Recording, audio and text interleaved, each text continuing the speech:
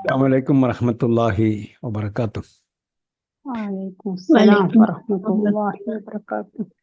الحمد لله حمدا كثيرا طيبا مباركا كما يحب ربنا ويرضى، ملء السماوات وملء الأرض وملء ما شاء من شيء بعد. اللهم صل وسلم وبارك على نبينا محمد وعلى آله وصحبه أجمعين. أهلا وسهلا ومرحبا بكم إلى لقائنا الجديد من لقاءات فهم القرآن على أيسر الطريق. ونحن الآن في أواخر الدرس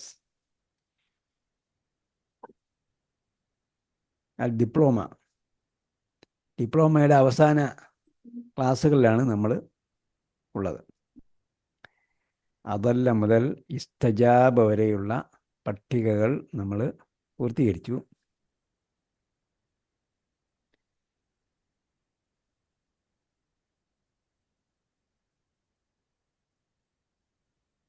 അതേപോലെ സൂറത്തു നബ പൂർണ്ണമായും നമ്മൾ ഈ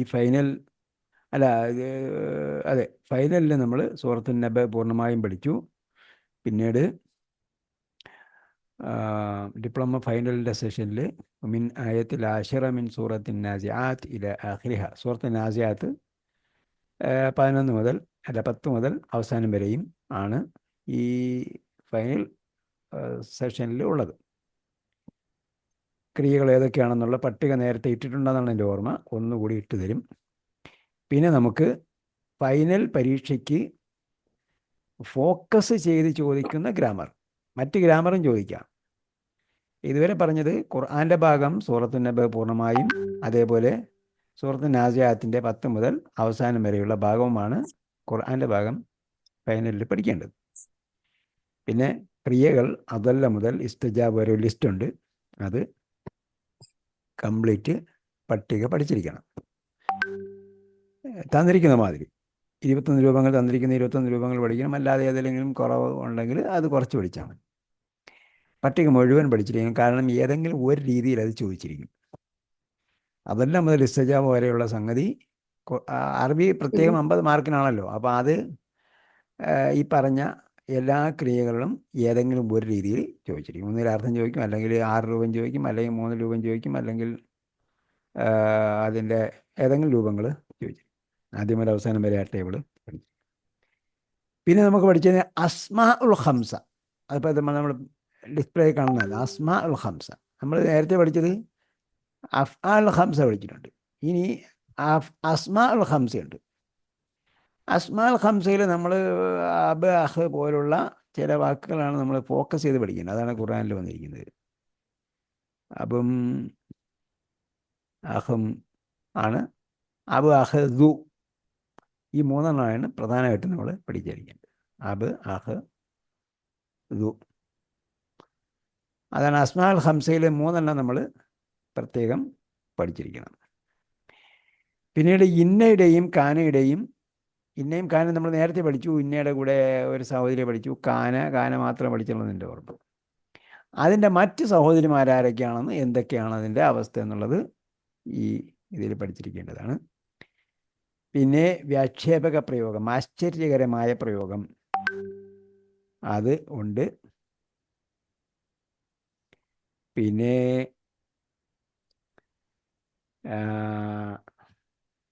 ലാം,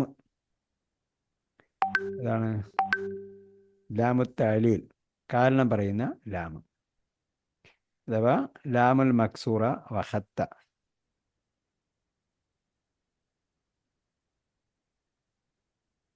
കസറുള്ള ലാമിന് ശേഷം എപ്പോഴാണ് ക്രിയയുടെ അവസാനം ഫത്തഹ് വരുന്നത്? ലെൻ വരുന്നത് പോലെ ക്രിയയുടെ അവസാനം എങ്ങനെയാണ് ഫത്തഹ് വരുന്നത്? അതാണ് ലീ എന്ന് പറയുന്നത്.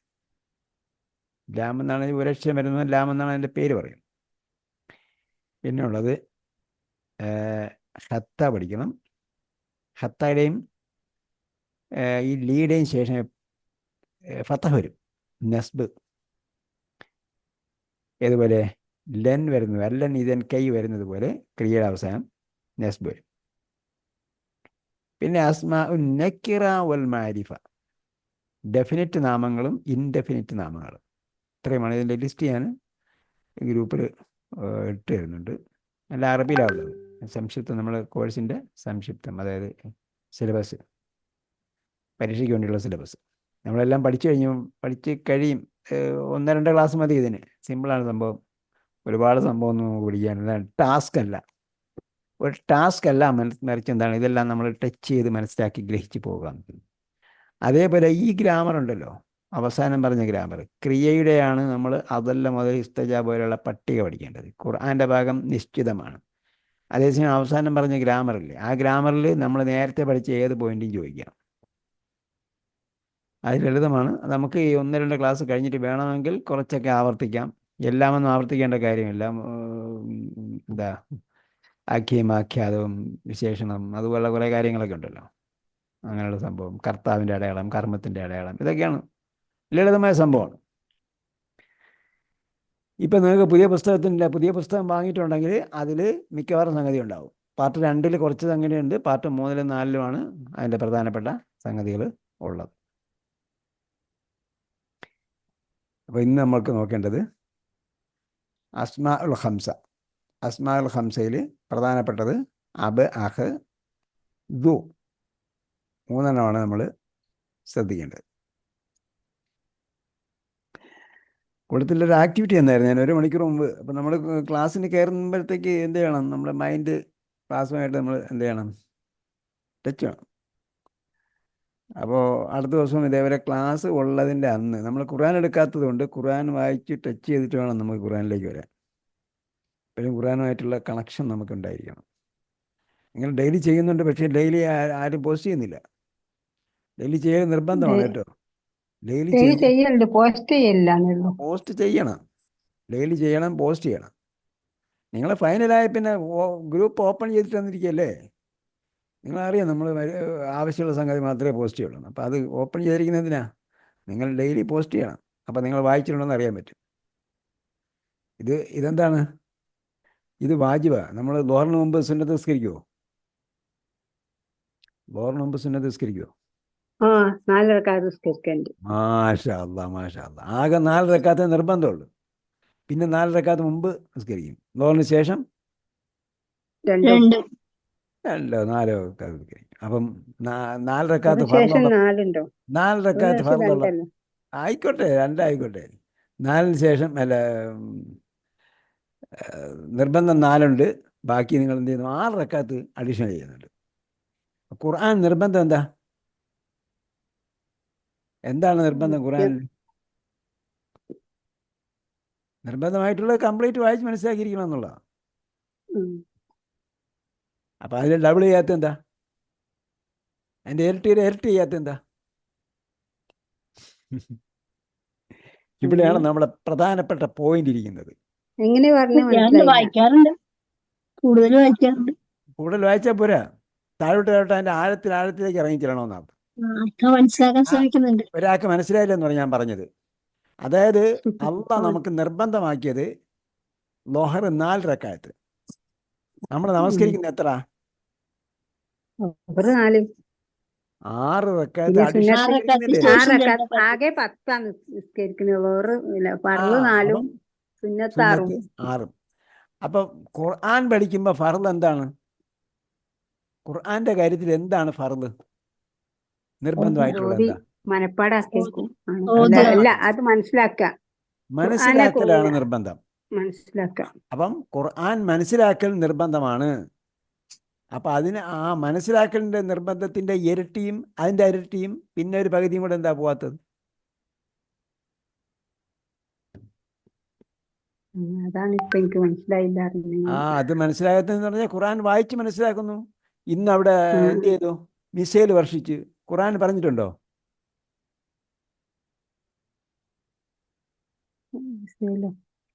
അപ്പം അത് നമ്മൾ എന്ത് ചെയ്യണം? ആനുകാലികമായി മനസ്സിലാക്കണം. ഖുർആൻ ഇന്ന് ജീവിച്ചിരിക്കുന്ന, നമ്മളെ ജീവിക്കുന്ന സമയത്ത് ഇപ്പോഴെന്താണ് പ്രസക്തം? അങ്ങനെ പല രീതിയിൽ ചിന്തിക്കുക. ഖുർആനുമായി ബന്ധപ്പെട്ട് പല രീതിയിൽ ചിന്തിക്കുക. അതിൻ്റെ അടുത്ത തട്ടിലേക്ക് പോവുക, അതിൻ്റെ അടുത്ത തട്ടിലേക്ക് പോവുക, അതിൻ്റെ അടുത്ത തട്ടിലേക്ക് പോവുക. തട്ടിലേക്ക് പോകണമെങ്കിൽ നമ്മൾ എന്ത് ചെയ്യണം? എബോ 90% വൊക്കാബുലറി അറിഞ്ഞിരിക്കണം, എബോ 90% ഗ്രാമർ അറിഞ്ഞിരിക്കണം. ഈ ഫൈനലോടുകൂടി 90%-ലധികം നമ്മൾ വാക്കുകൾ കവർ ചെയ്തു. വൊക്കാബുലറി പറഞ്ഞാല് വൊക്കാബുലറി എന്ന പദങ്ങൾ, ഒറ്റവാക്കർത്ഥം. ഉം. 90%-ലധികം ഒറ്റവാക്കർത്ഥം നമ്മൾ കവർ ചെയ്തു എന്ന് ഞാൻ പറയുന്നത് നിങ്ങൾ ഒരു രീതിയിൽ അല്ലെങ്കിൽ വേറെ രീതിയിൽ പഠിച്ചിട്ടുണ്ട്. നേർക്ക് നേരെ നമ്മൾ 80% പഠിപ്പിച്ചു. അത് കൂടാതെ നമ്മൾ വർക്ക് ചെയ്യുന്നതിലൂടെ അധികം പഠിച്ചിട്ടുണ്ട്. ഇവിടെ ഏറ്റവും കുറവ് കിട്ടിയിരിക്കുന്നത് 84. ഞാൻ ആളെ കുറ്റം പറയാൻ വേണ്ടി പറഞ്ഞതല്ല, മറിച്ച് എന്താണ്, പ്രശംസിക്കാൻ വേണ്ടി പറഞ്ഞതാണ്. കാരണം നമ്മൾ മിനിമം ടാർഗറ്റ് അച്ചീവ് ചെയ്തിരിക്കുന്നു. നമ്മുടെ പ്രോഗ്രസ് കാർഡിൽ എത്ര വേണം? 80%. 80%-ത്തിൽ കുറവുള്ള ആരുമില്ല. എല്ലാവരും, അതായത് 100 മാർക്കാണ്, 100 മാർക്കിനാണ് ചോദ്യമെങ്കിൽ 100 മാർക്കും നമ്മൾ വാങ്ങിയിരിക്കുന്നു. പ്ലസ് എത്ര വാങ്ങി എന്നുള്ളതാണ് വിഷയം. അത് കൂടാതെ എത്ര വാങ്ങി? അപ്പോൾ ചിലർ 84 കിട്ടി, 86 കിട്ടി, 80 കിട്ടി, 85 കിട്ടി, 93 കിട്ടി.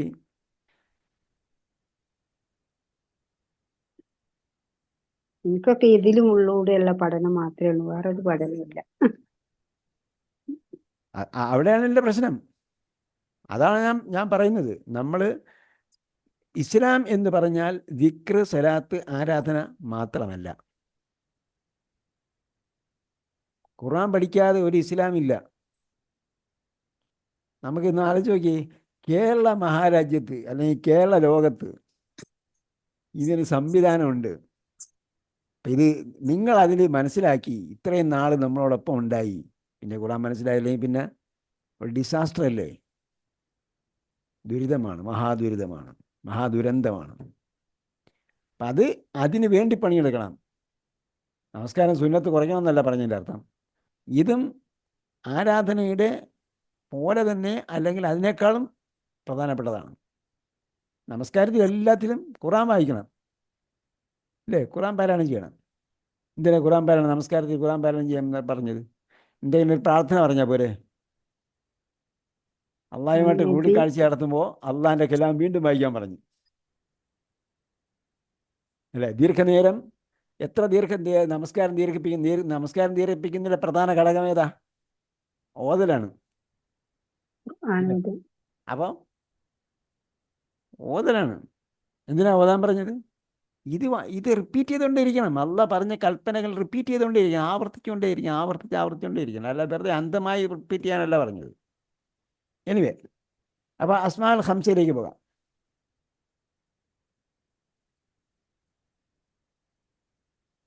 ഇവിടെ 90 മാക്സിമം പോയത് ഏതാണ്? 93,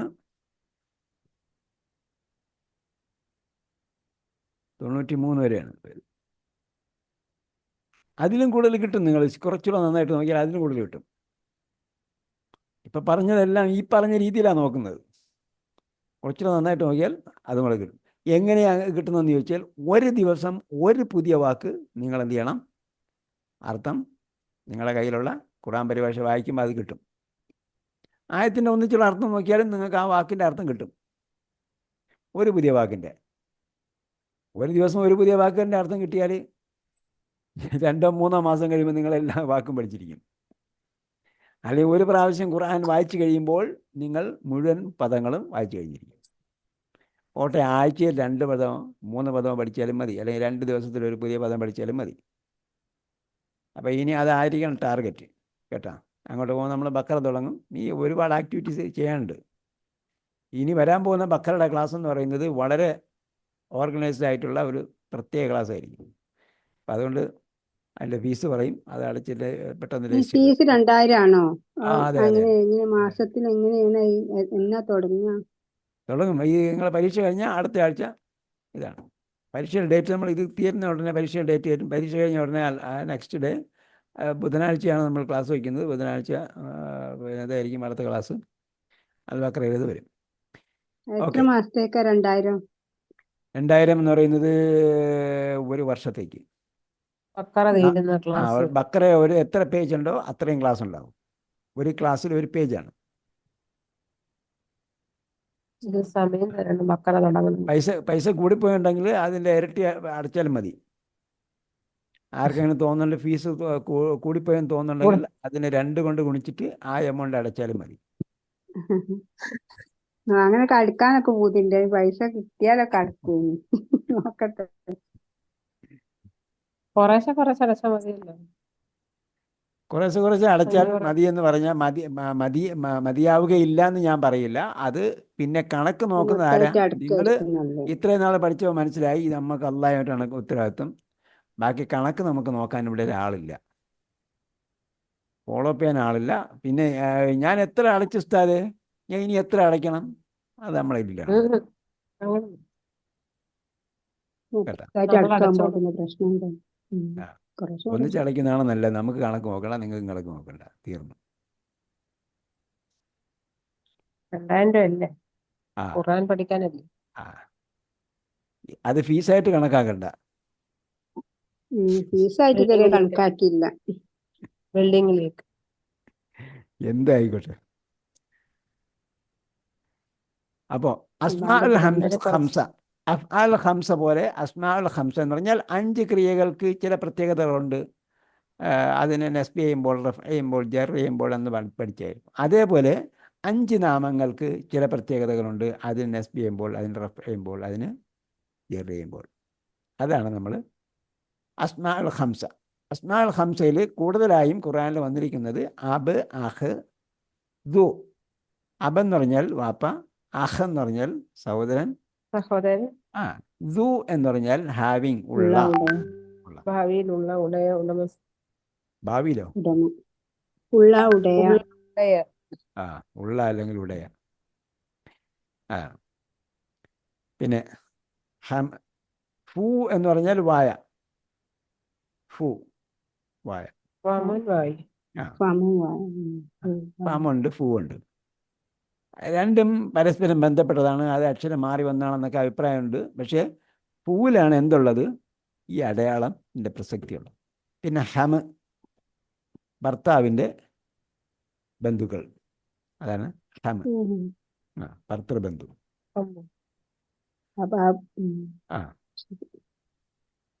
അപ്പം ഹമ് ഖുർആനിൽ വന്നിട്ടില്ല, ഫു ഉണ്ട്.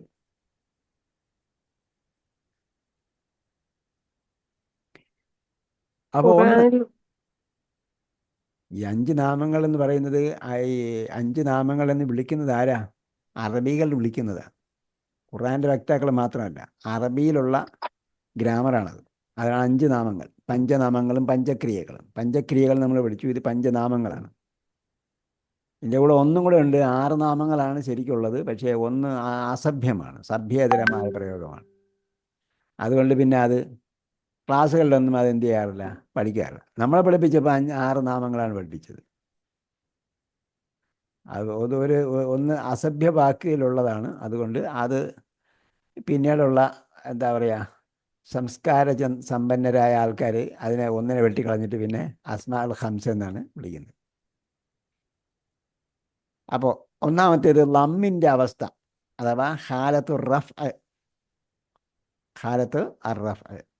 അപ്പം ലമ്മ് ചെയ്യേണ്ട സന്ദർഭത്തിൽ സെയ്ദുൻ, സെയ്ദ് വന്നു. അപ്പോൾ എന്താണ് അവിടെ ലമ്മാണ്. ആ സന്ദർഭത്തിൽ അബൂക്ക എന്നാണ് പറയുക. അബൂക്ക, വന്നു. അപ്പം ഈ ഇവിടെ ഈ നിയമം ബാധകമാകുന്നത്, അബൂക്ക എന്ന് പറഞ്ഞാൽ വാപ്പ വന്നൊന്നല്ല, അബൂക്ക നിന്റെ വാപ്പ വന്നു. ഈ നിയമം ബാധകമാകുന്നത് ഈ അബിനെയും ഈ പറഞ്ഞ അസ്മാഉൽ ഹംസ, ഈ 5 നാമങ്ങളെ വേറെ ഒന്നിലേക്ക് ഇളാഫത്ത് ചെയ്യുമ്പോഴാണ്. ഉദാഹരണം, ജാ അബൂ മുഹമ്മദിൻ, മുഹമ്മദിന്റെ ഒന്നുകൂടി പറയോ? മനസ്സിലായില്ല. ഇളാഫത്ത് എന്ന് പറഞ്ഞാൽ നമ്മൾ സംബന്ധിക വിഭക്തി പഠിച്ചില്ലേ ആദ്യം. അപ്പൊ ഒന്നിനെ മറ്റൊന്നിലേക്ക്, അബിനെ അല്ലെങ്കിൽ അഹിനെ വേറെ ഒന്നിലേക്ക് ചേർത്ത് പറയുമ്പോഴാണ് ഈ നിയമം ബാധകമാകുന്നത്. എന്താണ് ആ നിയമം? ജാ സെയ്ദുൻ എന്ന് പറഞ്ഞെടുത്ത് ജാ സെയ്ദുൻ ലമ്മാണ്. ജാ സെയ്ദിൻ്റെ വാപ്പ ഒന്നെന്ന് പറയണമെങ്കിലോ ജാ അബൂ സെയ്ദിൻ. അപ്പൊ ജാ അബുൻ സെയ്ദിൻ എന്നല്ല പറയുക, അബൂ സെയ്ദിൻ. അപ്പൊ എന്താണ് അവിടെ ലമ്മിന് പകരം വാവ് കൊണ്ടാണ് റഫ് ചെയ്യുന്നത്. ഓക്കെ, അവിടെ ബാക്കി ലമ്മുണ്ട്, അത് വേറെ സംഭവം. പക്ഷേ അതിൻ്റെ റഫ് ചെയ്യപ്പെട്ട അടയാളം എന്താണ്? വാവാണ്. അബൂ, വാവ്. അബൂ, അബൂ. അബുൻ സെയ്ദിൻ എന്നല്ല പറയാം, അബൂ സെയ്ദിൻ. അല്ലെങ്കിൽ അബൂക്ക. ക എന്ന് പറയുമ്പോൾ നിൻ്റെയിലേക്ക് ചേർത്തപ്പോൾ എന്തായി? അബൂക്ക. അവ വാവ് വേണം. ഇനി അബൂക്ക എന്നുള്ളിടത്ത് റഅയ്തു വന്നു. റഅയ്തു ഞാൻ കണ്ടു. ആരെ കണ്ടു? സെയ്ദിൻ്റെ വാപ്പയെ കണ്ടു എന്ന് പറയണമെങ്കിൽ എന്ത് ചെയ്യണം? റഅയ്തു അബാ സെയ്ദിൻ. റഅയ്തു അബാ സെയ്ദിൻ. അപ്പോൾ അലിഫ് കൊണ്ട്. നസ്ബിൻ്റെ അടയാളം എന്താ? കർമ്മത്തിന് നസ്ബ് വേണം. ഫത്തഹ്. നസ്ബിൻ്റെ അടയാളം ഫത്തഹല്ല, അലിഫാണ്. അബാ അലിഫ്. സെയ്ദിൻ. കേട്ടോ, എവിടെ എന്താ എഴുതിയിരിക്കുന്നത്? റഅയ്തു അബാക്ക. റഅയ്തു അബാക്ക.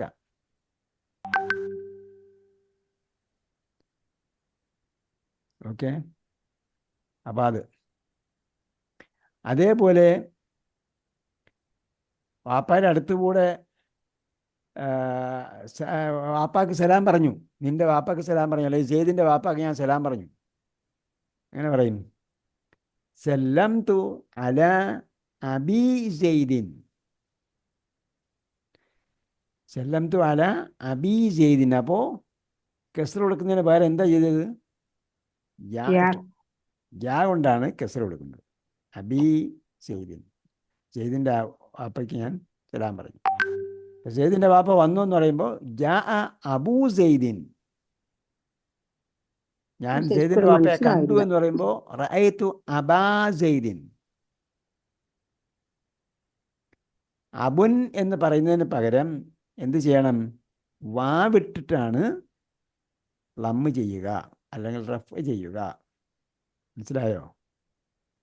അപ്പം ജാ അബുൻ എന്ന് പറഞ്ഞാൽ വാപ്പ വന്നൊന്നാണ്. പക്ഷേ അബിനെ വേറെ ഒന്നിലേക്ക് ഇലാഫത്ത് ചെയ്യുമ്പോൾ എന്തായി? സെയ്ദിൻ്റെ വാപ്പ എന്ന് പറയണമെങ്കിൽ എന്ത് ചെയ്യണം? ജാ അബൂ സെയ്ദിൻ. അപ്പോൾ ലമ്മ് ചെയ്യപ്പെട്ടതിൻ്റെ അടയാളം എന്താണ്? വാവാണ്. വാവ്. ക്ലിയർ ആണോ? അങ്ങനെ ക്ലിയർ ആയിരുന്നു. പക്ഷെ ക്ലിയർ ആയില്ലെങ്കിൽ ഫൈനൽ ഐഡിയ സർട്ടിഫിക്കറ്റ് കിട്ടിയില്ല. തരില്ല. ഐഡിയ കിട്ടിയില്ല. ഐഡിയ കിട്ടിയില്ലേ? ഒരു എന്താന്ന് ശരിക്കും വ്യക്തമായില്ല. അപ്പോൾ വാപ്പ വന്നു. വാപ്പ വന്നു. ജാ അബുൻ. ജാ ഒരു അബു. പിതാവ് വന്നു എന്ന് എങ്ങനെ പറയും? ജാ അബുൻ. അങ്ങനെ ജാ പറയില്ല. അബുൻ. അപ്പോൾ എന്താണ് അടയാളം? റഫിൻ്റെ അടയാളം എന്താണ്? ലമ്മാണ്. വാവ്. ലമ്മ്. ലമ്മ്. ലമ്മ. ഇനി സെയ്ദിൻ്റെ വാപ്പ വന്നു എങ്ങനെ പറയും? ജാ അബാക്ക. അബൂ അബാക്ക. സെയ്ദിൻ. അബൂ അബൂ. സെയ്ദിൻ്റെ വാപ്പ വന്നു. ജായുടെ കർത്താവാണ് അബ്. അപ്പോൾ അബിന് റഫ് ചെയ്യണം. റഫ് ചെയ്യേണ്ട അടയാളം എന്താ? അവിടെ ലമ്മുള്ളത്, ലമ്മ് വന്നത് വാവ് അവിടെ ഉള്ളതുകൊണ്ട് ലമ്മ് വന്നതേ ഉള്ളൂ. ആ ലമ്മല്ല ഇതിൻ്റെ അടയാളം, വാവ്. വാവാണ്. റഫിൻ്റെ അടയാളം വാവാണ്. ജാ അബൂ സെയ്ദിൻ. ഓക്കെ, ഇനി റഅയ്തു വന്നപ്പോൾ എന്താ വേണം? അബിന് നസ്ബി ചെയ്യണം. കാരണം എന്താ? റഅയ്തു ഞാൻ കണ്ടു. ആരെ കണ്ടു? അബിനെ കണ്ടു. സെയ്ദിൻ്റെ വാപ്പയെ കണ്ടു. അപ്പം നസ്ബി ചെയ്യണം. നസ്ബി എന്നത് അലിഫ് അബാ കൊണ്ടാണ് സെയ്ദിൻ. നസ്ബി ചെയ്യുന്നത്. അപ്പോൾ അബാ സെയ്ദിൻ എന്നാ പറയേണ്ടത്. മനസ്സിലായോ? ഓക്കെ. ഓക്കെ, മനസ്സിലായെന്ന് പറയണം. മനസ്സിലായെന്ന് വെച്ചാൽ മനസ്സിലായെങ്കിൽ മനസ്സിലായെന്ന്. നല്ലോണം ഓക്കെ എന്ന് പറഞ്ഞാൽ ശരി, ഓക്കെ, പറയാനായില്ല. അങ്ങ് പോട്ടെ. ഒന്നുകൂടെ കേട്ടാൽ മതി. നോക്കട്ടെ. അതേസമയം സല്ലംതു അല വന്ന ജെറിയാണ്. അപ്പോൾ അബൂ സെയ്ദിൻ എന്നല്ല പറയുക. അതേപോലെ അബാ സെയ്ദിൻ എന്നല്ല പറയുക. പിന്നെന്താ പറയേണ്ടത്? അബി ചെയ്തു. അല അബീ സെയ്ദിൻ. അപ്പൊ യാ ആണ് അതിന്റെ അടയാളം. യാ അവിടെ ഉള്ളത് കൊണ്ട് കെസർ വന്നേ ഉള്ളൂ. അബീ സെയ്ദിൻ. ഓക്കെ. അപ്പൊ ഇവിടെ എന്താ കൊടുത്തിരിക്കുന്നത്? ജാ അബൂക്ക, സാറന അഹൂക്ക, സാറ അഹു സെയ്ദിൻ, സെയ്ദിന്റെ അഹ്. അപ്പൊ അതേപോലെ തന്നെ അബ് എന്ന് പറയുന്ന പോലെ തന്നെ അഹ് എന്ന് പറയും. അഹ്, അഹെന്താ? സഹോദരൻ. അപ്പൊ അഹിനെ വേറൊന്നിലേക്ക് ഇളാഫത്ത് ചെയ്യുമ്പോൾ അതിന് റഫ്അ കൊടുക്കേണ്ടത് ലമ്മത്ത് കൊണ്ട് അല്ല, മറിച്ച് എന്താണ്? വാവ് കൊണ്ടാണ്. വാവ്. അലി ആ, റുമാ സാറന, സാറന ഞങ്ങളെ സന്ദർശിച്ചു. ആര്? അഹു അഹൂക്ക, അഹൂക്ക. നിന്റെ അല്ലെങ്കിൽ അഹൂ നിന്റെ സഹോദരൻ സെയ്ദിൻ. അപ്പോ സാറാന ആ, അഹു കർത്താവിന്റെ അടയാളമായ ലമ്മ കൊടുത്തിരിക്കുന്നത് വാവ്. വാവ് കൊണ്ടാണ്. അതൊന്നും കൂടെ പറയുന്നത് കർത്താവിന്റെ കർത്താവിന്റെ അടയാളമായ ലമ്മല്ലേ വരേണ്ടത്? ആ ആ ലമ്മിന് എന്താ അടയാളം കൊടുത്തിരിക്കുന്നത് ഇവിടെ? വാവ് കൊണ്ടാണ് ലമ്മ ചെയ്യുക, അല്ല റഫ് ചെയ്യുക എന്നാണ് പറയുക. നമ്മൾ ഫൈനലാകുമ്പോൾ ടെക്നിക്കൽ വാക്ക് മനസ്സിലാക്കിയിരിക്കുക. റഫ് ചെയ്യുക എന്നാണ് പറയുക. കാരണം എന്താണ്? എപ്പോഴും ലമ്മല്ല അടയാളം. അതുകൊണ്ട് അതിന് വേറൊരു പേര് കൊണ്ടാണ് അറിയപ്പെടുക.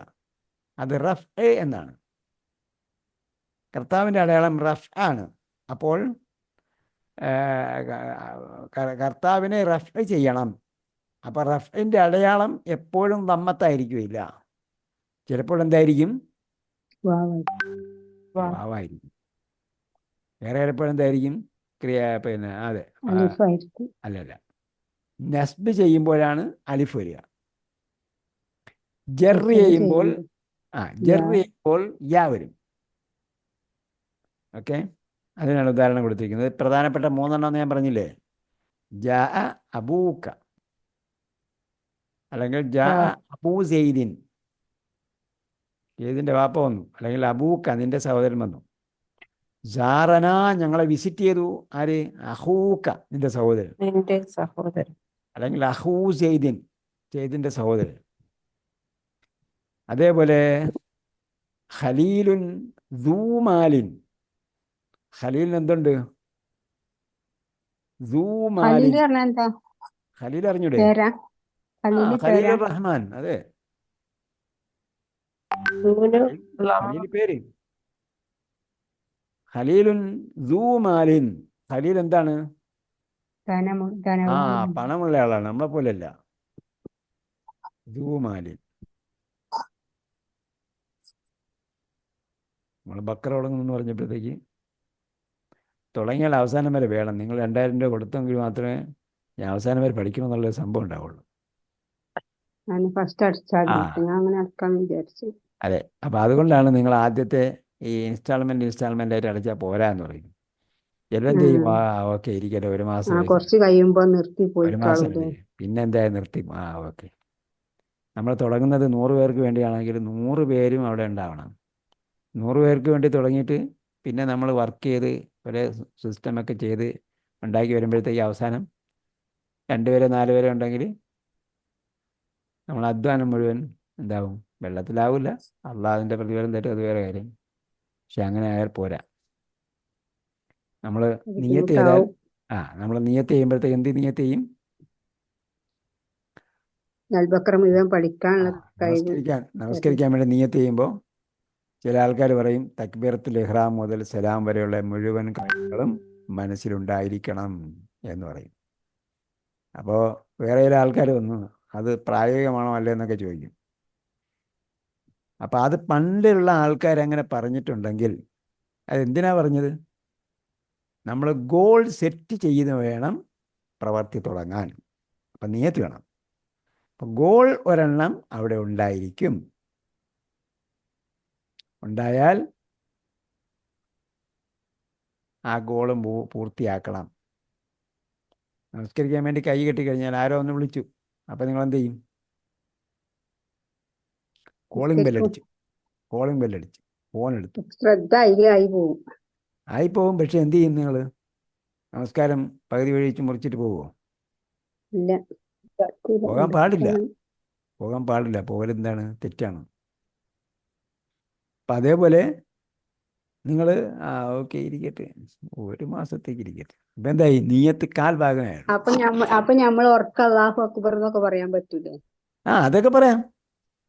അള്ളാഹ് ഓല് അള്ളാഹു അധികം അല്ല ഉദാഹരണം കൊണ്ടോട്ടെ. ഖുർആൻ ഓതുമ്പോൾ ഖുർആൻ നിർബന്ധമായിട്ടുള്ള ഓരോ ഖുർആൻ കാര്യത്തിനൊക്കെ വിളിക്കുമല്ലോ പെട്ടെന്ന്. അതൊക്കെ വേറെ വിഷയം. അനിവാര്യമായ സംഭവത്തിൽ എല്ലാത്തിലും എന്തുണ്ട്? എക്സ്ക്യൂസ് ഉണ്ട്. ഉസ്താദ് ഒരൊറ്റ എനിക്ക് ഖുർആൻ പഴയ ചിന്നി ചിതറിയ ഖുർആൻ കത്തിച്ച് കളഞ്ഞൂടെ? ആ സഞ്ചാരമില്ലാത്തടത്ത് വിളിക്കൂലല്ലോ. അതൊക്കെ പഴയ വിഷയങ്ങളാണ്. എനിവേ, അപ്പം ജാ അഹൂക്ക എന്ന് പറഞ്ഞത് എന്തുകൊണ്ടാണ് ജാ അഹൂക്ക എന്ന് പറഞ്ഞത്? എന്തുകൊണ്ട് ജാ അഹീക്ക എന്ന് വന്നില്ല?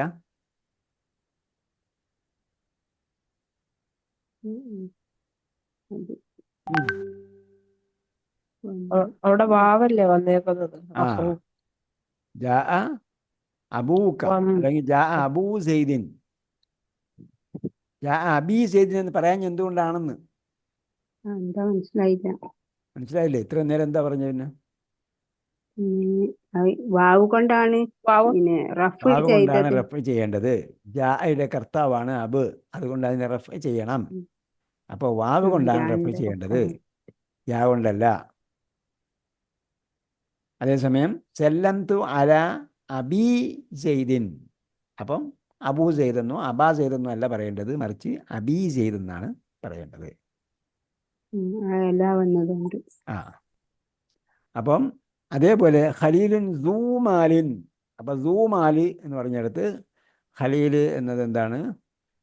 ബിഗിനിങ് പാർട്ടാണ്, കൺക്ലൂഷൻ പാർട്ടാണ് സൂമാലിൻ. അപ്പം അവിടെ ലമ്മാണ് വരേണ്ടത്. അതനുസരിച്ച് എന്താണ്, അല്ലെങ്കിൽ നമ്മൾ ലമ്മ മാറേണ്ട കാരണം വന്നിട്ടില്ല. അപ്പം അവിടെ ലമ്മ കൊണ്ടാണ് വാവ് റഫ് ചെയ്തത്, വാവ് കൊണ്ടാണ്. അതുകൊണ്ടാണ് ഖലീലുൻ സൂമാലിൻ എന്ന് പറഞ്ഞത്. അപ്പൊ അവിടെ കർത്താവും ഇതൊന്നും കർമ്മമൊന്നും ഉണ്ടാവില്ല. ആദ്യത്തേന് മാത്രമല്ല കർത്താവും കർമ്മമല്ല. നമ്മൾ നോക്കേണ്ടത് ബേസിക്കലി എന്താണ് നമ്മൾ മുമ്പ് പറഞ്ഞിട്ടുണ്ട്. അടിസ്ഥാനപരമായും ലമ്മാണ് ഒരു നാമത്തിൻ്റെ അല്ലെങ്കിൽ ഒരു പദത്തിൻ്റെ അടയാളം, ഒരു നാമത്തിൻ്റെ അടയാളം. പിന്നീട് ലമ്മ മാറേണ്ട കാരണങ്ങളുണ്ടെങ്കിൽ മാത്രമേ അത് ചിന്തിക്കേണ്ടതുള്ളൂ. അപ്പോൾ സാറന അവിടെയൊക്കെ എന്താണ് കർത്താവിൻ്റെ അടയാളം എന്ന നിലയ്ക്ക് നമുക്ക് പറയാം. റഅയ്തു അബാക്ക എന്ന് പറയുമ്പോഴത്തെ എന്തായി? റഅയ്തു ഞാൻ കണ്ടു. ആരെ കണ്ടു? അബാക്ക അല്ലെങ്കിൽ അബാ സെയ്ദിൻ. അപ്പം എന്ത് ചെയ്തു? അപ്പം കാരണം വന്നു, ലമ്മ മാറേണ്ട കാരണം വന്നു. അതെന്താണ്? അത് ഒബ്ജക്റ്റ് ആയതുകൊണ്ട്, ഒബ്ജക്റ്റാണ്. അതുകൊണ്ട് അബ എന്ന് പറഞ്ഞു. അപ്പോൾ അലിഫ് കൊണ്ടാണ് അവിടെ നെസ്ബ് ചെയ്തത്. ഖലീലിൻ സൂമാലിൻ എന്ന് പറഞ്ഞിടത്ത് ലമ്മ മാറേണ്ട കാരണങ്ങളൊന്നും വന്നില്ല. അപ്പോൾ അതുകൊണ്ട് ലമ്മാണ് വരേണ്ടത്, അവിടെ റഫ് ആണ് വരേണ്ടത്.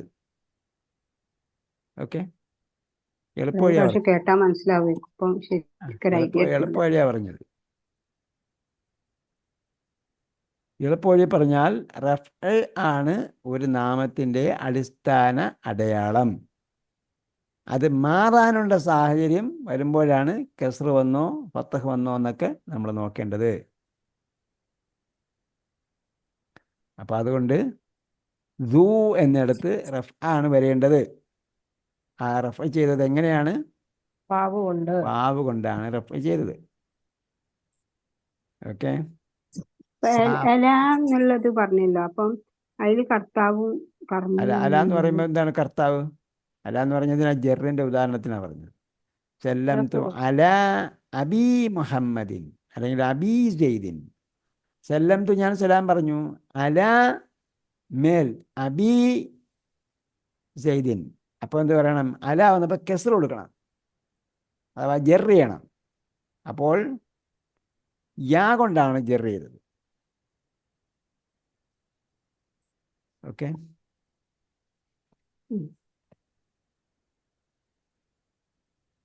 7 മിനിറ്റേ ഉള്ളൂ. തുടങ്ങാൻ ലേറ്റായ എന്തുകൊണ്ടാണെന്ന് മനസ്സിലായില്ല. നമ്മൾ കറക്റ്റ് 40 തുടങ്ങാൻ തീരുമാനിച്ചിരുന്നതാണ്. പക്ഷെ അതിന് മുമ്പ് നമ്മൾ ആക്ടിവിറ്റി എന്ന ആക്ടിവിറ്റി കൊണ്ട് വായിച്ചു നോക്കിയിട്ട് ഇടാത്തതുകൊണ്ടാണ് തുടങ്ങാഞ്ഞത്. അപ്പോൾ അടുത്ത പ്രാവശ്യം ഈ ആക്ടിവിറ്റി വരും, അത് നോക്കിയിട്ട് വേണം ചെയ്യാൻ. ഇതെല്ലാം വേറെ എന്തെങ്കിലും ആക്ടിവിറ്റി വരും കേട്ടോ. ഒരു പേജ് വായിച്ച് നോക്കിയിട്ട് അതിലെന്തെങ്കിലും പണി വരും. എന്തെങ്കിലും ഖുർആൻ്റെ പണി ചെയ്തിട്ടാണ് നമ്മൾ ക്ലാസ് ചെയ്യേണ്ടത്. കാരണം ഖുർആൻ പ്രത്യേകം പഠിക്കുന്നില്ലല്ലോ. ഓക്കെ, റഅയ്തു അബാക്ക എന്ന് പറഞ്ഞു. എന്തുകൊണ്ട് അലിഫ് കൊടുത്തു? അലിഫ് കൊണ്ട് അലിഫ് കൊണ്ട് ഉം, എന്ത് ചെയ്തു? നെസ്ബല്ല നെസ്ബ് ചെയ്തു. നെസ്ബ് നെസ്ബ് ചെയ്തു. ചെയ്തു. എന്തുകൊണ്ട് നെസ്ബ് വന്നു ആബിന്? റഅയ്തുവിൻ്റെ ഒബ്ജക്റ്റ് ആണ്, മഫ്ഊലുൻ ബിഹി ആണ്. ഉം. റഅയ്തു കണ്ടു. ആരെ കണ്ടു? റഅയ്തു ഞാൻ കണ്ടു. ആരെ കണ്ടു? അബാക്ക, നിന്റെ വാപ്പയെ കണ്ടു. അപ്പൊ ആ കർമ്മ അതിൽ അടങ്ങിയിരിക്കണായിരിക്കൂലേ? എൻ്റെ കർമ്മമാണ് റഅയ്തുല് object എന്ന് പറയുന്നത്. കർമ്മം എന്ന് പറയുന്നതാണ് ഒബ്ജക്റ്റ്. കർത്താവ് അതിൽ കർത്താവിനെ അടങ്ങിയിരിക്കുന്നതായിരിക്കും. റഅയ്തു ഞാൻ കണ്ടു. അതിലടങ്ങിയിരിക്കുന്ന അനയാണ്. അതാ നേരത്തെ എല വന്നപ്പോ ഞാൻ ചോദിക്കാൻ കാരണം അതാണ്. അപ്പൊ കർത്താവ് അതിൽ അടങ്ങിയിരിക്കുന്നുണ്ടാവും. അവിടെ എവിടെ കർത്താവുണ്ട്? അലാക്കി എലന്റെ മുന്നേ ഉള്ളതിൽ സെല്ലം തു, കർത്താവ് സെല്ലം തു. എല്ലാം എല. അപ്പം ഞാൻ സലാം പറഞ്ഞു. അതിൽ അനയുണ്ട്. സെല്ലമ, സെല്ലം തു, ഞാൻ സലാം പറഞ്ഞു. അതിൻ്റെ അകത്ത് അനയുണ്ട്. അല അബീക്ക അല്ലെങ്കിൽ അബീം സെയ്ദിൻ. അപ്പോൾ അവിടെ യാ കൊണ്ട് കസ്ര ചെയ്തു. ഇവിടെ റഅയ്തു അബാക്ക, സാഫഹത്തു അഹാക്ക. സാഫഹത്തു എന്ന് പറഞ്ഞാൽ എന്താ? സാഫഹത്തു, സലാം. ഞാൻ മുസാഫഹത്ത് ചെയ്തു. ഷേക്കാൻഡ് കൊടുത്തു. മനസ്സിലായി. ഷേക്കാൻഡ് കൊടുത്തു. ഷേക്കാൻഡ് ഇങ്ങനെ പറഞ്ഞാൽ മനസ്സിലായില്ലേ എന്താണ്? സലാം അല്ലല്ലേ ഷെയ്ക്കൻഡ്. സലാം വേറെ, ഷേക്കാൻഡ് വേറെ. ഷെയ്ക്കൻഡിന് അറബി വാക്കുണ്ടല്ലേ? അതാണ് സാഫഹ. നമ്മൾ മുസാഫഹത്ത് ചെയ്തെന്ന് പറയുമല്ലേ? മുസാഫഹത്ത് ചെയ്തെന്ന് പറയൂലേ? കൈ കൊടുത്തു അതാണ് മുസാഫഹത്ത്. ഷേക്കാൻഡ് കൊടുത്തു. ഇതാണ് സാഫഹത്തു, ഞാൻ മുസാഫഹത്ത് ചെയ്തു. അഹാക്ക, നിന്റെ സഹോദരനെ, അല്ലെങ്കിൽ അഹാ സെയ്ദിൻ, സെയ്ദിൻ്റെ സഹോദരനെ. അപ്പോൾ സാഫഹത്തുവിൻ്റെ ഒബ്ജക്റ്റാണ് അഹ്. അതുകൊണ്ട് അതിന് അലിഫ് കൊണ്ടാണ് നെസ്ബ് ചെയ്തത്, അഹാക്ക. കാരണം അത് അസ്മാഉൽ ഖംസയിൽപ്പെട്ടതാണ്. ലാ തുസാദിഖ് ദത്തമഅ. ലാ തുസാദിഖ്, നീ വിശ്വസിക്കരുത് അല്ലെങ്കിൽ സത്യപ്പെടുത്തരുത്. ആരെ? തമഅ. തമഅ എന്താ? ആർത്തി. തമഅ നമ്മൾ പഠിച്ചില്ല. നമ്മൾ പഠിച്ചില്ലല്ലോ. നമ്മൾ പഠിക്കും. സൂറത്ത് ബഖറയിലുണ്ട്. അഫതത്മഊന അൻ യുഅ്മിനൂ ലക്കും വഖദ് കാന ഫരീഖും മിൻഹും. തമഅ, ആർത്തി, ആഗ്രഹം, അത്യാർത്തി. എന്താണ്? ആഗ്രഹമല്ലല്ലോ, ആർത്തി, ആഗ്രഹം. അതെ, ആഗ്രഹമുള്ളവനെ വിശ്വസിക്കാൻ പാടില്ലെന്ന് പറയാൻ പറ്റുമോ? വിചാരിച്ചു എന്നുള്ളവനുണ്ട്. വിചാരിക്കുന്നവനെ സത്യപ്പെടുത്താൻ പാടില്ലേ? അങ്ങനെ അർത്ഥം വരുന്നുണ്ടോ? ഉണ്ടോ? ഒരു ആയത്തില്ലേ? അവിടെ എന്താണ്? വ്യാമോഹം എന്ന അർത്ഥത്തിലാണ്. ആഗ്രഹം, ആഗ്രഹിക്കാം. ഒറിജിനലുള്ള ആഗ്രഹമില്ല. അങ്ങനെ നിങ്ങൾ സാധ്യതയില്ലാത്ത തമാ, സാധ്യതയില്ലാത്ത ആഗ്രഹത്തിലാണ് തമാ എന്ന് പറഞ്ഞത്. ആർത്തി അല്ലെങ്കിൽ അത്യാർത്തി അല്ലേ? അത്യാർത്തി, വ്യാമോഹം, സാധ്യതയില്ലാത്ത മോഹം. സാധ്യതയില്ലാത്ത മോഹം.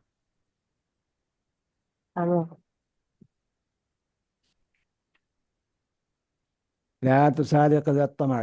അങ്ങനെ ആർത്തിയുള്ളവനെ നീ സത്യപ്പെടുത്തരുത്. പിന്നെ ഫി ഹാലത്തിൽ ജർ, ഹാലത്തിൽ ജർ കസറിൻ്റെ അവസ്ഥയിൽ ഇസ്തഅർതു അൽ ഖലം. ഇസ്തഅർത്തുൽ ഖലമ. ഇസ്തഅർതു എന്ന് പറഞ്ഞാൽ ഞാൻ വായ്പ വാങ്ങി. അൽ ഖലമ, പേന. മിൻ അഖീക, നിന്റെ സഹോദരൻ. മിൻ അഖീക, നിന്റെ സഹോദരൻ.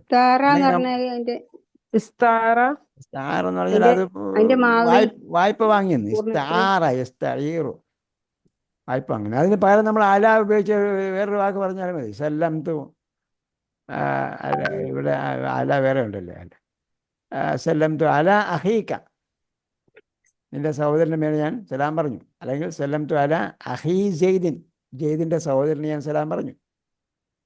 നിന്റെ സഹോദരന്റെ കയ്യിൽ നിന്ന് പേന കടം വാങ്ങി അല്ലേ? ഞാൻ കടം വാങ്ങി. ഞാൻ കടം വാങ്ങി. വായ്പ വാങ്ങി. മറർത്തു അല അബീക്ക, മറ നടന്നു. മറ മറ നടന്നു. മറ മറ നടന്നു. ഇതൊക്കെ ഓർമ്മിച്ച് വെക്കാമെങ്കിൽ ഓർമ്മിച്ച് വെച്ചാൽ മതി. ഇല്ലെങ്കിൽ നമ്മൾ എന്ത് ചെയ്താൽ മതി? എഴുതി വേറെ വെക്കണ്ടേ? എഴുതി വയ്ക്കണ്ട. മാറാർത്തു എഴുതി വയ്ക്കേണ്ട കാര്യമില്ല. ഇസ്താർത്തു എഴുതി വയ്ക്കേണ്ട കാര്യമില്ല. മറ നടന്നു, മറർത്ത മറർത്തു ഞാൻ മറത്തു നടന്നു. ഞാൻ നടന്നു. എഴുതി വെക്കേണ്ടെന്ന് പറഞ്ഞ എന്തുകൊണ്ടാണ്? ഇതിൽ എന്തെങ്കിലും ചോദിച്ചാൽ നമ്മൾ എന്താ നോക്കേണ്ടത്? മിൻ വന്നാൽ അഹീക്ക എന്ന് വരണം അല്ലേ? മിൻ വന്ന അഹീക്ക എന്ന് കസറ. വരണം. മിൻ വന്ന അഹാക്ക എന്നല്ല വരേണ്ടത്. അഹീക്ക അല കസറ അല വന്നാൽ അബീക്ക എന്നാണ് വരേണ്ടത്. അല അബാക്ക എന്നല്ല വരേണ്ടത്. അല മുൻകടന്നത് കൊണ്ട്.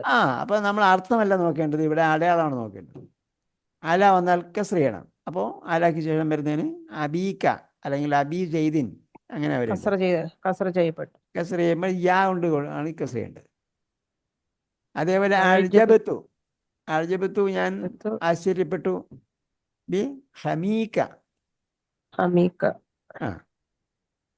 ഹമീക്ക നിന്റെ ഭർത്തൃ അങ്ങനെ സഹോദരനെ കൊണ്ട്. കസർ വന്ന് അജബത്തു എന്ന് അവിടെ പറഞ്ഞാൽ ആശ്ചര്യപ്പെട്ടു. ബി അപ്പൊ ഹെമി വന്നതുകൊണ്ട്. ബി വന്നതുകൊണ്ട്. അജബത്തു ബി ഹമീക്കാന്നുണ്ട് അല്ലേ? ബി ഹമീക്ക. ഓക്കെ. ഇത് ഇങ്ങനെ തന്നിട്ടേ ചോദിക്കുള്ളായിരിക്കും അല്ലേ? ബി വന്നിട്ടുണ്ടല്ലോ അവിടെ. ബി വന്നിട്ട് ബി വന്നാൽ ഹമീക്ക എന്ന് വരുള്ളൂ. ഹമാക്ക എന്ന് എഴുതാൻ പറ്റൂല. അപ്പൊ എഴുതാൻ പറഞ്ഞാൽ ബി ഹമീക്ക, ബി ഹമൂക്ക, ബി ഹമാക്ക എന്തെടുക്കും? ബി വന്നത് കൊണ്ട് ഹമീക്ക എടുക്കണം. യാ വന്നു അല്ലേ? ബി വന്നതുകൊണ്ട് യാ വന്നു എഴുതണ്ടല്ലേ? അതെ, വേറെ അർത്ഥം ഒന്നും എഴുതാൻ അർത്ഥം എന്തിനാ ഈ ഗ്രാമറിൽ എന്തിനാ അർത്ഥം എഴുതുന്നത്? ബി വന്നത് കൊണ്ട് ബി വന്നുകൊണ്ട് ഹമീക്ക എന്ന് പറയണം. പകരം യാ വന്നു. യാ കൊടുക്കണം. ഹമ് അസ്മാൽ ഹംസയിൽപ്പെട്ടത് കൊണ്ട്. ഓക്കെ. അത് നമ്മൾ അബ് അഹ് ദു ഇത് മാത്രമേ ചോദിക്കുള്ളൂ. അബ് അഹ് ദു. അബ് അഹ് ഹമു ഫു അബ് അഹ് ദു. നമ്മ ചെയ്യപ്പെടുന്ന വാവുണ്ട്. ബാക്കിയുള്ളതാ ഹമും ദുവും ഹമും ഫുവും.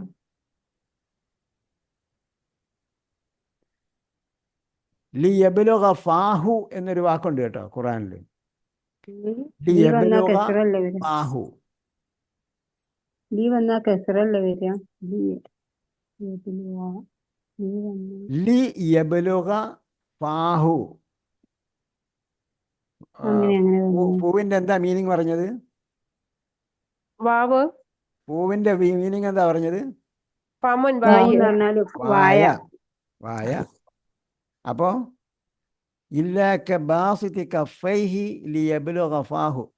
അള്ളാഹു അല്ലാത്തവനെ വിളിച്ച് പ്രാർത്ഥിക്കുന്നവന്റെ ഉദാഹരണം പറഞ്ഞതാ. കബാസുത്തി കഫൈഹി കൈ നീട്ടുന്നവനെ പോലെയാണ്.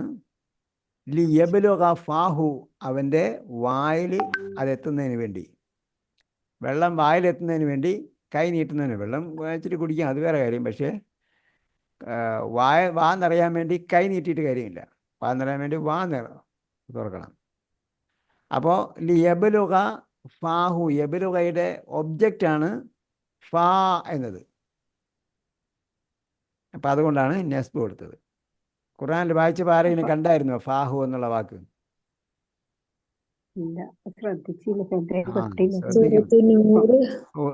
ഒരു ദിവസം എത്ര പേജ് വായിക്കും?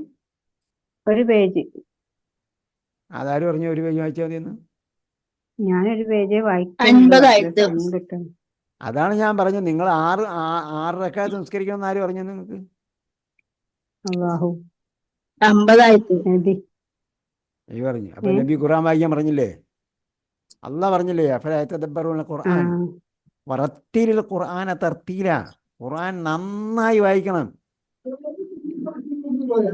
ആ വറത്തിൽ ഖുർആൻ തർത്തീല എന്ന് പറഞ്ഞാൽ എന്താ അർത്ഥം? ഖുർആൻ നന്നായി ഖുർആൻ അല്ല നന്നായി വായിക്കണം. അപ്പം തർത്തിലെന്ന് പറഞ്ഞാൽ അതിന്റെ ആ നിയമം അനുസരിച്ച് തർത്തീലനുസരിച്ചാ. അത് നമ്മൾ ഗ്രാമർ പറഞ്ഞാലും ഭാഷ പറഞ്ഞാലും ഒന്നും ശരിയാവില്ല. മലയാളത്തിൽ അതിന് തുല്യമായ വാക്കും ഭാഷയൊന്നുമില്ല. തർത്തീൽ ചെയ്യുക എന്നാണ് മലയാളത്തിൽ.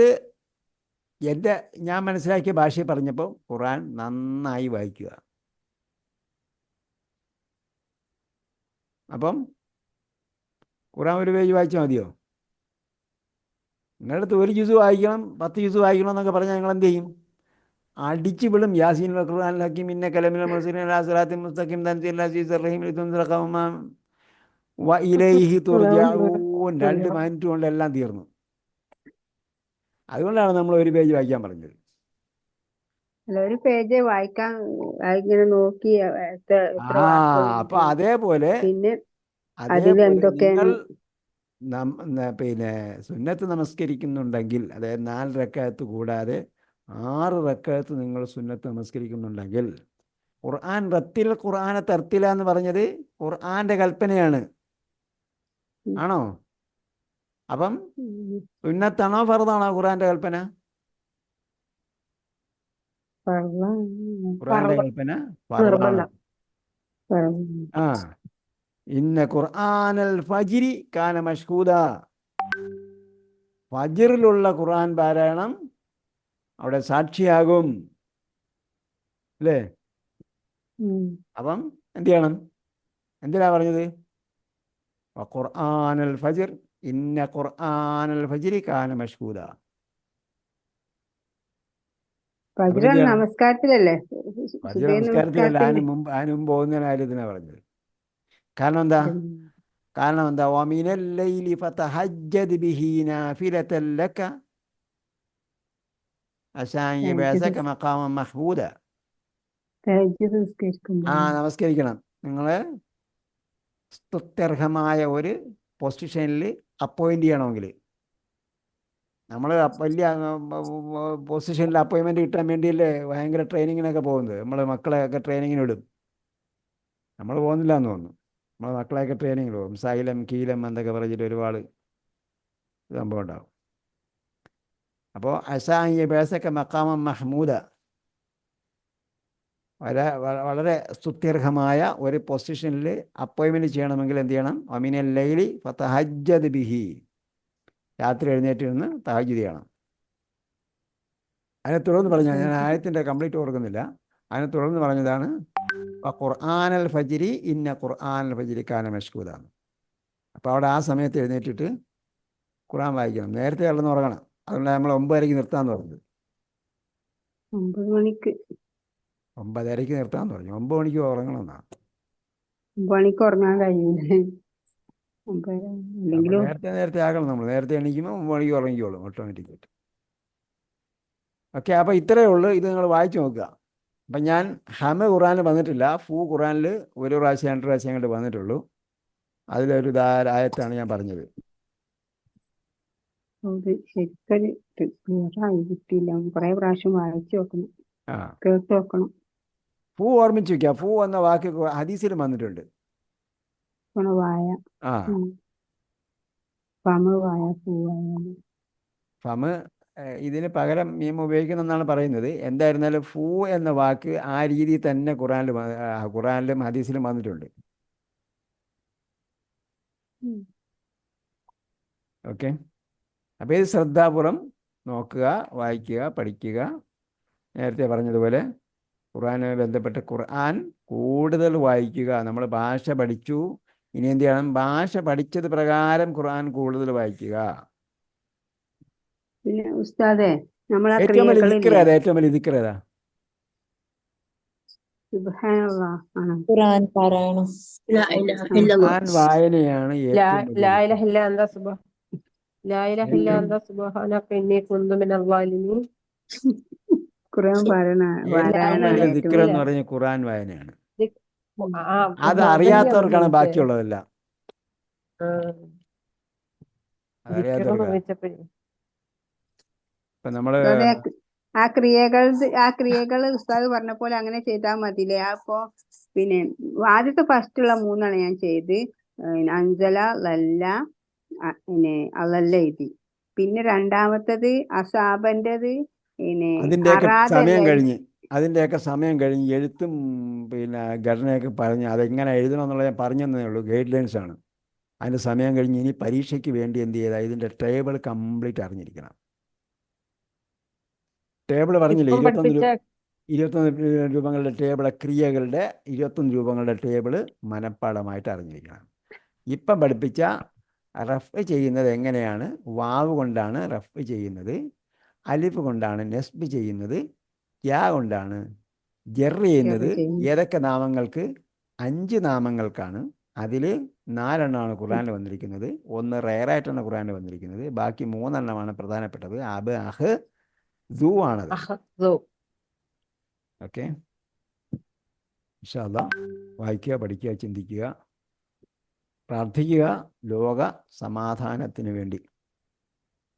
ലോകം വളരെ പ്രക്ഷുബ്ധമായ ഒരവസ്ഥയിലാണ് പ്രത്യേകിച്ച് ഇസ്ലാമിക ലോകം പോയിക്കൊണ്ടിരിക്കുന്നത്. ഇസ്ലാമിലെ മുസ്ലിങ്ങളെയും തകർത്ത് കളയാൻ വേണ്ടിയുള്ള എല്ലാ സജ്ജീകരണങ്ങളും എല്ലായിടത്തും ആസൂത്രിതമായി നടക്കുന്നുണ്ട്. അതിനെ പലരും ദുർവിനിയോഗം ചെയ്യുന്നുണ്ട്. ഇസ്ലാമിനെതിരെയുള്ള വാദപ്രതിവാദങ്ങൾ, ഇസ്ലാമിനെക്കുറിച്ചുള്ള സംസാരങ്ങൾ, സംഭാഷണങ്ങൾ, പരാമർശങ്ങളൊക്കെയും എന്ത് ചെയ്യാണ്, വളരെ മോശമായിക്കൊണ്ടേയിരിക്കുകയാണ്. ആ കൂട്ടത്തിൽപ്പെട്ടതാണ് മിഡിൽ ഈസ്റ്റ് സംഭവിച്ചുകൊണ്ടിരിക്കുന്ന യുദ്ധം. അപ്പം നമ്മൾ എന്ത് ചെയ്യണം?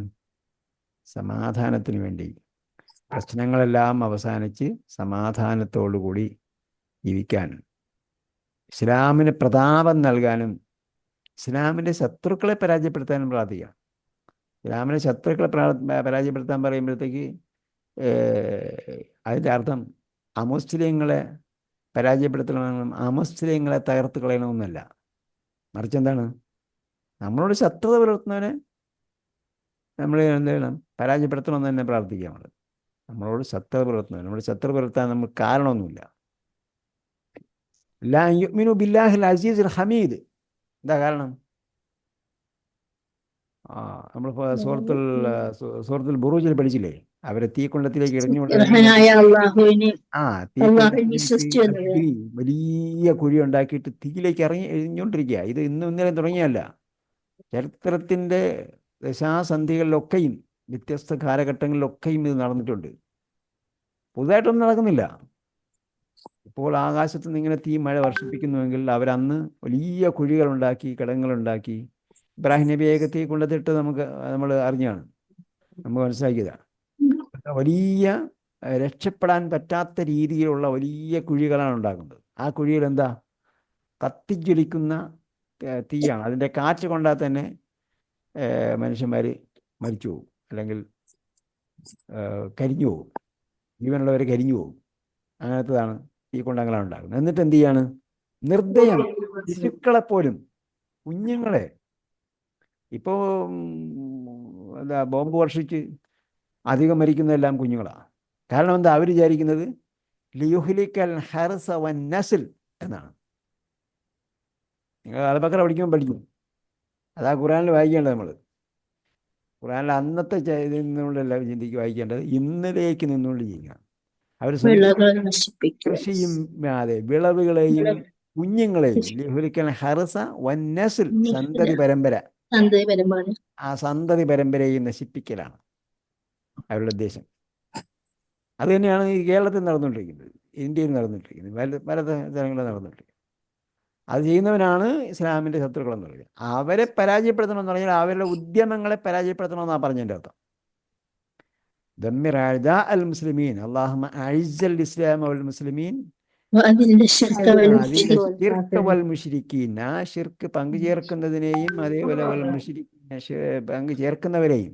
കാരണം എന്താ? അവർ അള്ളയോട് അക്രമം ചെയ്യുന്നു, അതുകൊണ്ടാണ് അവരെ തകർക്കണമെന്ന് പറയുന്നത്. അതേപോലെ ദമ്മിർ അഅദാ ദീൻ, ദീനിൻ്റെ ശത്രുക്കളെ പരാജയപ്പെടുത്തണമെന്നാണ് പ്രാർത്ഥിക്കുന്നത്. ദീനിൻ്റെ ശത്രുക്കളെ, അല്ലാതെ അമുസ്ലിങ്ങളെ തകർക്കണമെന്നല്ല. ദമ്മിർ അഴ്ദാ അൽ മുസ്ലിമീൻ, അവരെന്തുകൊണ്ട് ശത്രുത പുലർത്തുന്നു നമ്മളോട്? നമ്മളൊന്നും ചെയ്തിട്ടില്ല. നമ്മൾ ഇല്ലാ യുഅ്മിനു ബില്ലാഹിൽ അസീസുൽ ഹമീദ്, സ്തുത്യർഹനും പ്രതാപവനുമായ ഏകനായ അള്ളാഹ് വിശ്വസിക്കുന്നു എന്നതാണ്. അത് മാത്രമേ ഉള്ളൂ, വേറെ ഒന്നുമില്ല. അത് പല സ്ഥലങ്ങളിലും ആവർത്തി പറഞ്ഞിട്ടുണ്ട്. യാ അഹ്ലൽ കിതാബി ഹൽ തൻഖിമൂന മിന്നാ ഇല്ലാ അൻ ആമന്നാ ബില്ലാഹി വമാ ഉൻസില ഇലൈനാ വമാ ഉൻസില മിൻ ഖബൽ.